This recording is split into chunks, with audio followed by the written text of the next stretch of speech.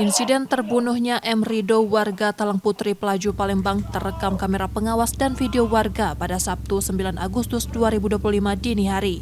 Dari rekaman, korban terlihat berlari dikejar pelaku sebelum akhirnya tewas akibat luka tembak dan sajam di depan sebuah bengkel.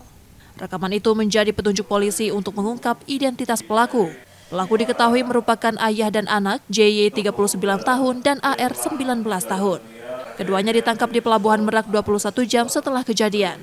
Dari tersangka, polisi menyita senapan angin, pisau, serta sepeda motor yang digunakan dalam aksi tersebut. Menurut polisi, saat beraksi keduanya berada di bawah pengaruh minuman keras. Sementara motifnya didorong dendam lama karena keluarga tersangka pernah dianiaya korban hingga meninggal dunia pada 2021. Atas kasus itu, korban divonis 3 tahun 6 bulan penjara dan bebas pada 2024. Pembunuhan terlihat sadis dengan banyak luka tusukan. Diduga tersangka selepas mengkonsumsi minuman keras.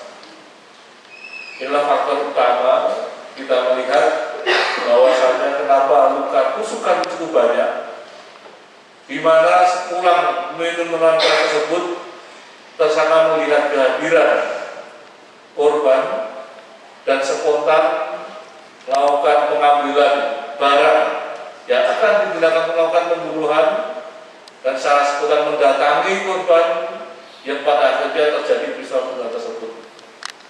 Yang lagi motifnya adalah sakit hati karena sepupu daripada tersangka saudara Dodi pada tahun 2021 pernah dilakukan tindakan pengeroyokan hingga meninggal dunia oleh korban.